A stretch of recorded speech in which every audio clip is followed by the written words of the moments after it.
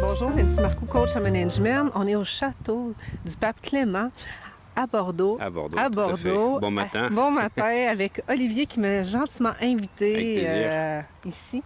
Donc, merci d'être là. Peut-être juste dire qui tu es en premier pour que les gens... Tout à fait. Je suis Olivier Maverieux, docteur en pharmacie.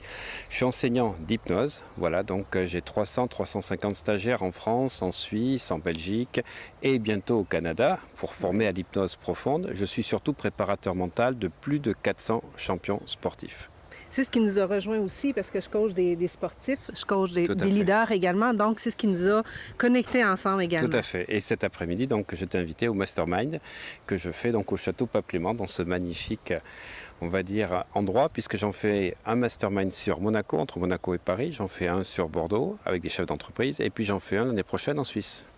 Donc, je suis très choyée d'être ici avec les chefs d'entreprise et Olivier pour sa journée de Mastermind.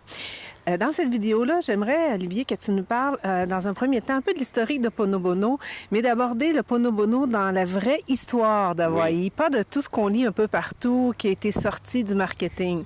Alors justement, j'ai un livre écrit par quelqu'un qui a écrit pas mal de livres en français sur le Ho'oponopono, et à la page donc 23, des 4 secrets de la sagesse polynésienne, il dit: en 2011, j'écris mon premier livre en collaboration 1, et pour sa réalisation, j'avais lu de nombreux textes américains sur le sujet et j'avais également pratiqué sur moi-même avec assiduité cette technique.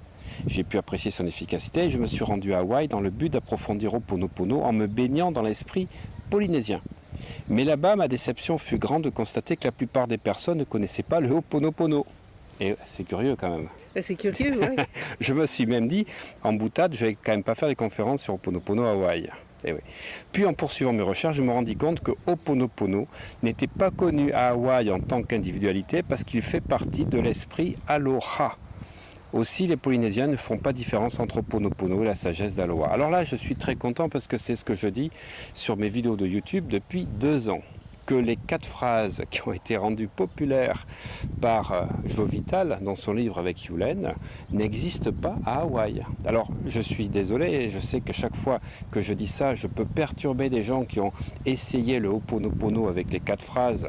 Donc, dans l'ordre en plus, je suis désolé, pardonne-moi s'il te plaît, merci, je t'aime. Mais à Hawaï, ça n'existe pas. Ce sont uniquement des inventions qui ont été faites comme l'explique Louise Gervais, une nouvelle Canadienne que j'ai eu l'occasion de rencontrer l'année dernière en Suisse, que j'ai eu l'occasion d'inviter donc au mois de mars à Paris pour un séminaire Ho'oponopono et Earth Ambassador. Eh bien en fait, quand Louise Gervais est venue en 2005 en France faire les premiers enseignements de Ho'oponopono, et j'insiste sur la date, 2005. C'est-à-dire le livre de Joe Vital, il sort qu'en 2010. Il n'est pas sorti. Elle est venue bien avant le livre. Et c'était « Je t'aime, merci ». Oui, je t'aime. Merci, je t'aime. Ça n'est jamais, il n'y a jamais eu « je suis désolé », il n'y a jamais eu « pardonne-moi s'il te plaît ». Simplement, c'est que dans les enseignements du docteur Yulen, il y avait effectivement « je t'aime, je suis désolé si je t'ai fait du mal ». Ou « si je t'ai fait du mal, je suis vraiment désolé, pardonne-moi ». En fait, c'était du off. Oui. Ça voulait dire... Merci, je t'aime, mais j'espère ne pas t'avoir fait de mal. Et si je t'ai fait du mal, je suis désolé. Mais ce n'est pas quelque chose qui est un mantra. Non, surtout pas, parce qu'en plus de dire « je suis désolé », ça vient éveiller d'autres choses à l'intérieur de soi. Donc on est d'accord. Et sur la neurochimie, puisque c'est une de mes spécialités, commence par « je t'aime », tu libères de la sérotonine, de l'ocytocine, parce que c'est une parole bienveillante, alors que si tu dis « je suis désolé », bah, tu libères pas la même chose. Hein. Tu libères un peu d'adrénaline et surtout de l'histidine. Donc la problématique, c'est qu'en fait, on est parti sur quelqu'un qui a fait du marketing, sur 4 phrases pour parler au continent américain, et les francophones et les Européens se sont basés sur cet enseignement qui est un livre. Voilà, c'était pas un enseignement, c'était l'histoire de quelqu'un. Et on aurait dû dire en fait le Ho'oponopono pratiqué par un médecin hawaïen, voilà, qui est merci, je t'aime. Voilà.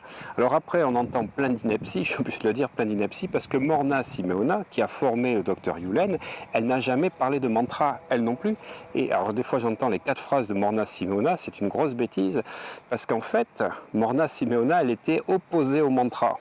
Et elle le dit, si vous recherchez sur Internet, elle dit il faut être anti-mantra. Le mantra, c'est pour le mental. Et le Ho'oponopono, c'est le cœur.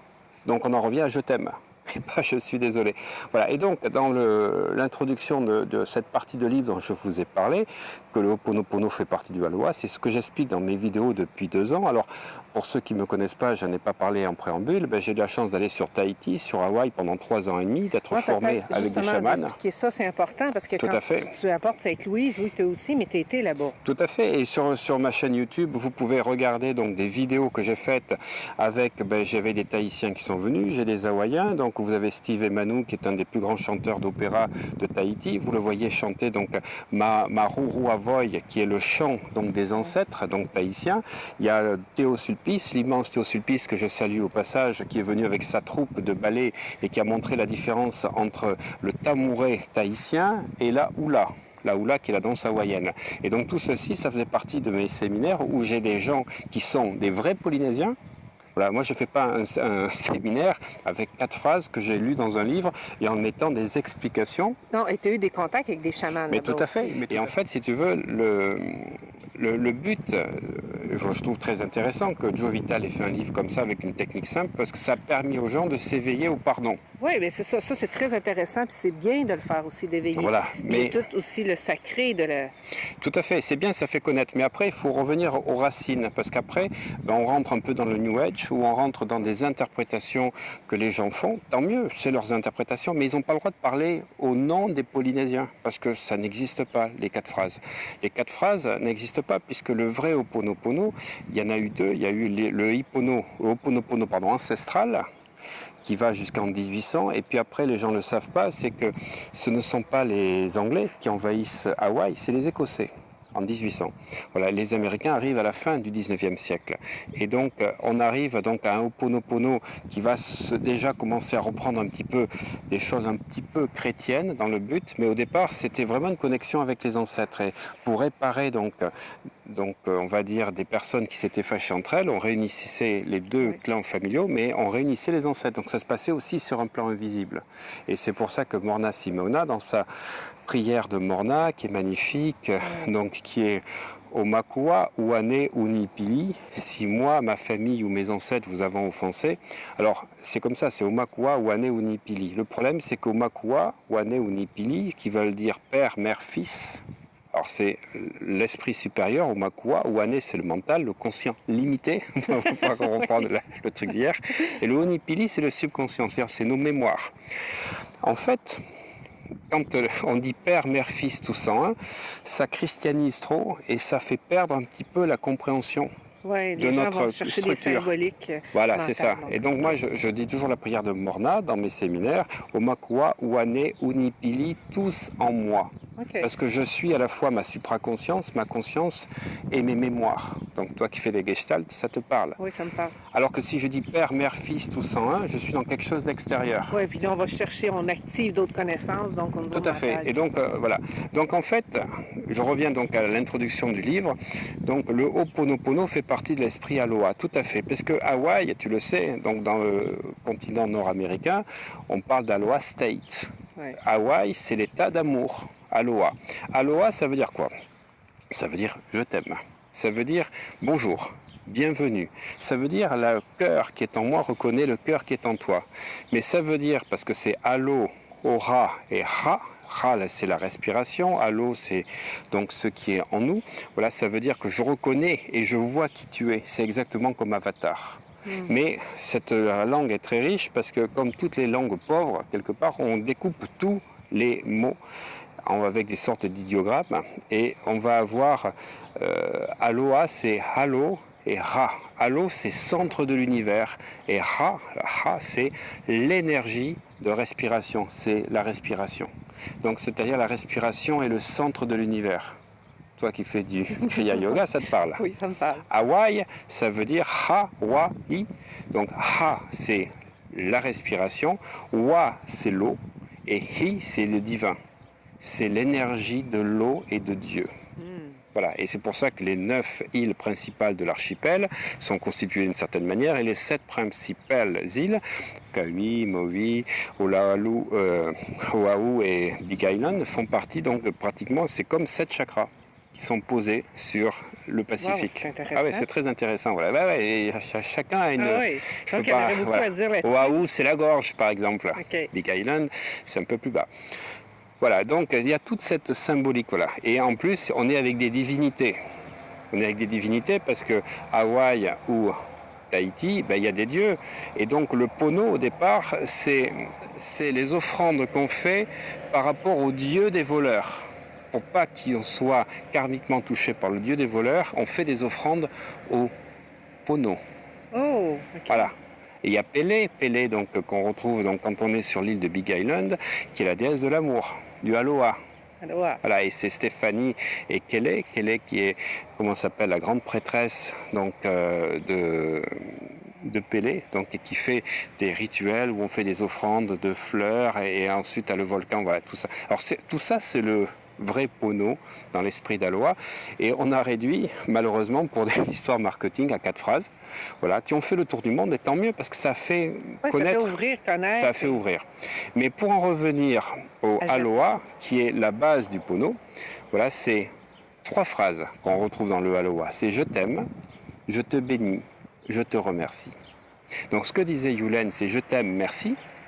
Voilà, moi ce que j'ai appris par contre, c'est je te bénis en même temps. Ouais. C'est-à-dire que quand tu arrives à Hawaï, voilà, ma lei rituelle.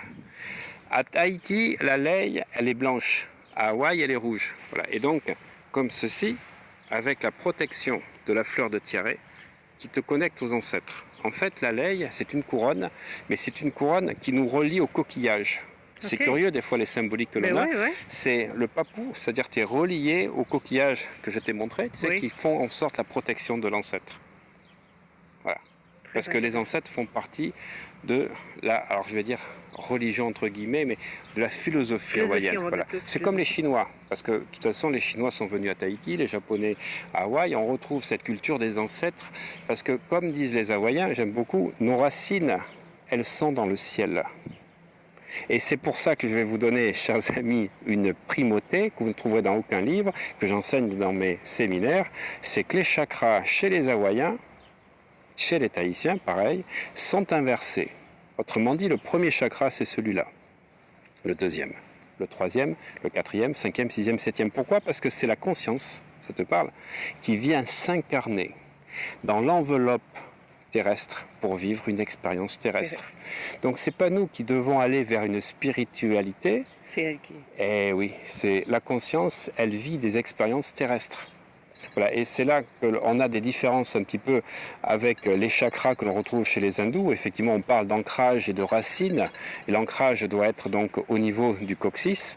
Ben non, l'ancrage, il vient du ciel. Et notre ancrage, c'est nos ancêtres, parce que c'est nos ancêtres qui nous ont conçus. Donc, c'est intéressant parce que même les deux de se rejoindre, tu as des ancrages qui viennent du ciel et tu as des ancrages terrestres. Tout à Donc, fait. on voit les deux philosophies qui se rejoignent également quand même. Là. Exactement. En s'unissant, ben, ça fait un tout. Et j'ai Vidya, qui est mon maître de Hatha Yoga, là, qui m'apprend plein de choses, des mantras, on va dire, en plus ésotériques hindous. Il me dit, mais c'est génial parce que ça se rejoint, et lui, ça lui paraît normal qu'on puisse utiliser les deux. Et donc, si tu veux, tu es ancré dans le ciel par tes ancêtres, et quand tu viens là, tu viens vivre une expérience terrestre que tu as choisie, et donc en fait tu vas travailler pour ton évolution de ta conscience, mais aussi pour la conscience des ancêtres. Donc en fait on comprend la psychogénéalogie, et un petit peu comme une constellation familiale, que tu travailles pour eux. Donc quand je dis je t'aime, je te bénis, je te remercie. Ben, je t'aime, c'est la force de l'amour. Je te bénis, la bénédiction. Et je te remercie, c'est la gratitude. Donc, je te bénis.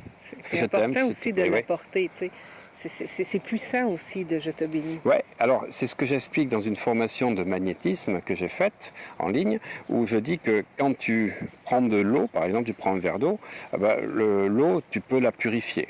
Ok, premier niveau. Deuxième niveau, tu peux l'agiter, tu vois, pour donner de l'énergie. Troisième niveau, tu vas mettre une intention, donc, ou une information. Une information, Quatrième, tu la bénis. tu donnes un autre niveau. Un autre niveau. Voilà. Et là, après, tu peux rajouter des formes géométriques si tu veux, ça donne toujours une information. Mais là, tu as les 3 niveaux donc,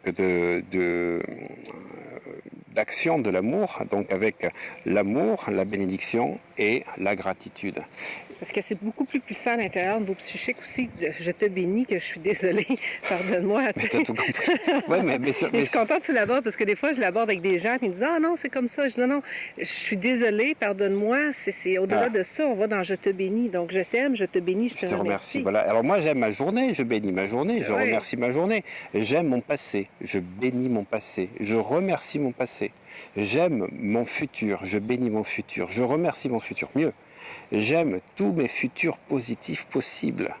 Je bénis tous mes futurs positifs possibles. Je remercie tous mes futurs positifs possibles. C'est-à-dire que j'envoie des ondes positives sur des possibilités de futur qui vont se manifester à moi. Donc là, je trouve que c'est d'une puissance, c'est ce que je fais faire dans tous mes séminaires. Les gens ils disent « Waouh, mais ça n'a rien à voir, on n'est pas dans la désolation, on est dans l'amour, la bénédiction, la projection. » Et là, on vit des choses absolument incroyables. Parce que justement, quand tu es accueilli comme ça, ben, aloha, c'est-à-dire on est content que tu sois venu, on bénit ta venue. Et toi aussi, on bénit ta venue. Et on te remercie d'être venu. Et tout ça a un sens. Alors, je ne jette pas, je dirais, aux orties ou avec l'eau du bain ce qui a été écrit sur les 4 livres. C'est bien parce qu'il y a des choses intéressantes qui ont été dites sur la philosophie hawaïenne. Mais le problème, c'est que les gens sont déconnectés de la vraie tradition, de la vraie sagesse, parce qu'ils ne sont pas allés là-bas. Alors, aller à Hawaï, c'est une chose. Donc, pour moi, il faut écrire un livre sur Hawaï quand on est allé à Hawaï, pas quand on a lu le livre. Oui, il y a 2 choses. On peut aller à Hawaï, mais si on n'a pas été en contact avec des sages, voilà. C'est pas la même chose. Je connais plein de gens qui sont allés à Hawaï. C'est la deuxième chose. C'est la deuxième chose. Alors, ce que je te propose, c'est qu'on va faire une vidéo avec un exercice. Ah, tu me proposes d'aller à Hawaï?